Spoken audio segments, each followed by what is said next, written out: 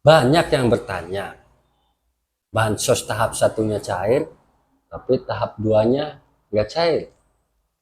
Kira-kira kenapa ya? Yuk kita simak penjelasannya berikut ini.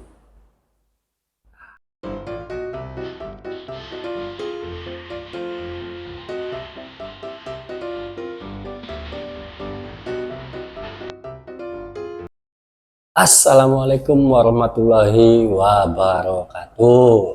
Salam sejahtera untuk kawan Halo Bansos dimanapun kalian berada. Semoga sehat selalu dan dalam lindungan Tuhan Yang Maha Esa. Sebelum kita bahas tentang yang tahap satu cair, tapi tahap duanya tidak cair. Pertama-tama kita harus tahu dulu bahwasanya bansos itu banyak jenisnya. Ada PKH, ada sembako, ada stunting, ada lagi PBI, dan masih banyak jenis bantuan sosial lainnya. Tetapi tujuan dari bantuan sosial itu tidak lain adalah untuk membantu keluarga miskin dan rentan miskin, menekan angka stunting, angka putus sekolah, dan juga kemiskinan ekstrim. Ada juga untuk memberikan subsidi pangan untuk kebutuhan pokok.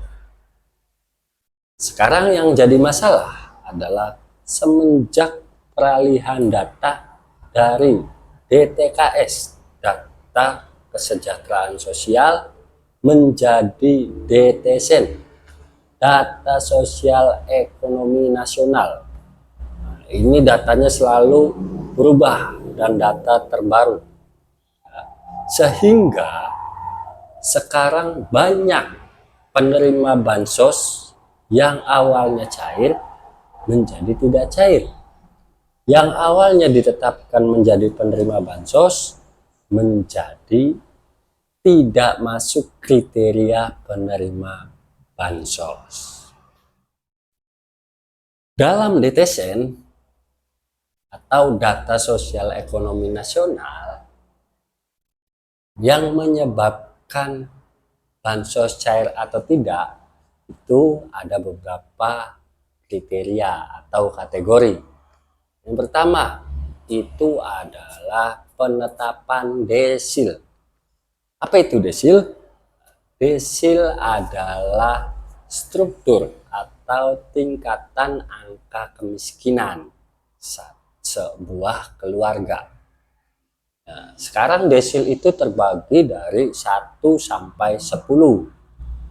Penerima bansos itu ada di indikator desil 1 sampai 5. Jadi ketika ada masyarakat yang desilnya berada di desil 6 sampai 10, itu yang tidak layak menerima bansos.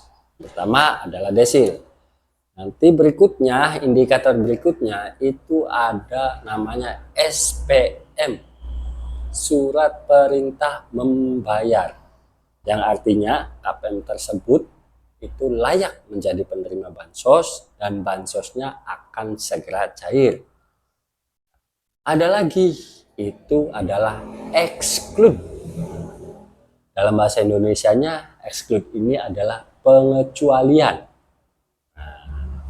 Biasanya KPM yang keterangannya adalah exclude ini adalah masyarakat yang tidak layak menerima bansos. Kenapa bisa ada SPM dan exclude?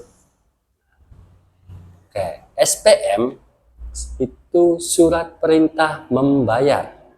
Biasanya kalau yang statusnya ini SPM, yang tahap satunya cair, pasti tahap duanya juga cair. Kenapa bisa cair? Ini datanya pertama, dia layak menerima bansos dan lolos terverifikasi oleh pemerintah secara ekonomi, secara komponen, ataupun lainnya. dan juga terpenuhi kriteria penerima bansosnya tadi, miskin atau rentan miskin sesuai dengan indikator yang ditetapkan oleh Kemensos. Ya. Secara desil, ini juga masuk sebagai kriteria bansos, desil 1 sampai 4. Permasalahan datanya, data kependudukan dan lain-lain, KK, KTP, NIK, ini semuanya sudah padan Dukcapil. Jadi secara data, secara ekonomi, secara status sosial, secara komponen, ini semuanya sudah lolos. Makanya statusnya adalah SPM, yang artinya pemerintah akan membayarkan bantuan sosialnya kepada masyarakat tersebut. Itu yang biasanya cair.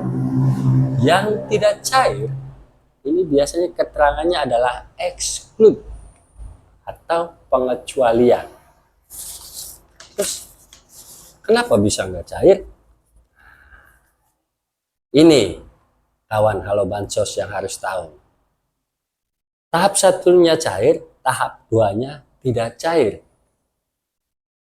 Ini bisa jadi di dalam DTSEN keterangan tersebut adalah exclude. Exclude ini bisa jadi disebabkan oleh beberapa faktor. Yang pertama, kriterianya tidak lagi terpenuhi. Maksudnya apa? Kriteria secara ekonomi tidak terpenuhi. Ya. Kenapa tidak terpenuhi? Karena ekonominya sudah meningkat.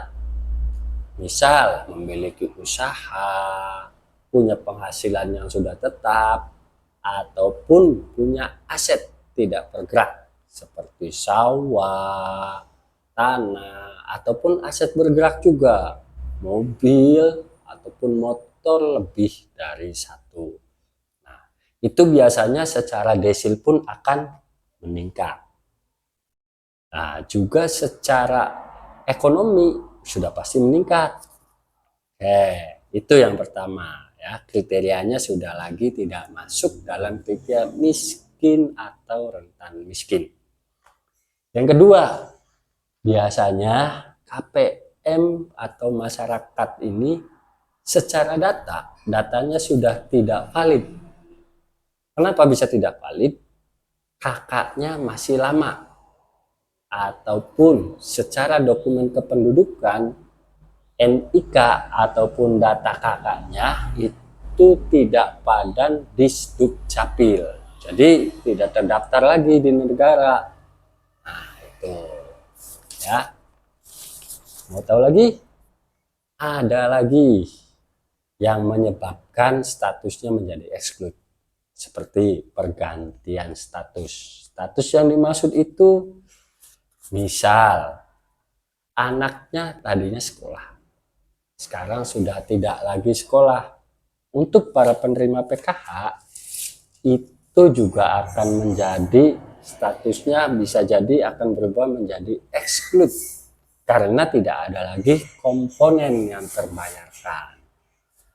Atau ada lagi itu antara pemerintah daerah dan pemerintah pusat melakukan validasi atau verifikasi terhadap data sosial dan ekonominya masyarakat tersebut melalui beberapa stakeholder ataupun pihak-pihak yang melakukan pendataan di masyarakat. Nanti ada lagi yang akan menjadi exclude. Itu biasanya yang sekarang sedang beredar adalah komponen lansia tunggal. Kenapa? Lansia tunggal itu di dalam PKH bukan lagi masuk kriteria komponen PKH. Hanya banyak sekarang kartunya para lansia sekarang tidak lagi cair karena lansianya tunggal. Meskipun di dalam kakaknya ada dua, kalau yang satunya sudah meninggal itu akan dikatakan ataupun masuk dalam kriteria lansia tunggal. Nah, itu kawan Halo Bansos, kenapa ada yang cair dan ada yang tidak? Antara SPM dan exclude, itulah penyebabnya, sehingga bantuannya yang awalnya cair menjadi tidak cair. Oke, jadi kesimpulannya yang pertama, bahwasanya sekarang sistem bansos kita sudah berubah atau beralih. Yang awalnya DTKS, data terpadu kesejahteraan sosial, berubah menjadi DTSN, data sosial ekonomi nasional. DTSN itu sekarang itu semuanya berbasis digital. Jadi semuanya serba otomatis terkoneksi di dalam DTSN. Yang kedua, bisa kita simpulkan bahwasanya kemiskinan sekarang itu terbagi stratanya atau tingkatannya dari 1 sampai 10. Yang berhak mendapatkan bansos adalah desil 1 sampai 5. Desil 6 sampai 10 itu sudah tidak layak lagi menerima bansos. Yang ketiga, ini adalah status SPM di dalam DTSN.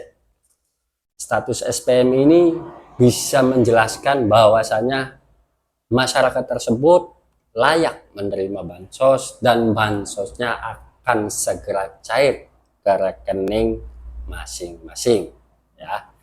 Tapi memang sekarang pencairan itu bertahap, tidak serentak. Jadi bisa jadi hari ini cair, nanti yang satunya besok belum dan belum, tapi nanti akan dicairkan secara menyeluruh. Yang selanjutnya itu adalah KPM dengan status exclude di dalam DTSN. Tadi exclude itu bisa dikatakan bahwasanya KPM tersebut sudah tidak lagi menerima bansos dengan berbagai macam alasan, mulai dari desilnya, status ekonominya, ataupun data kependudukannya. Nah, kira-kira seperti itu informasi yang bisa saya jelaskan pada hari ini.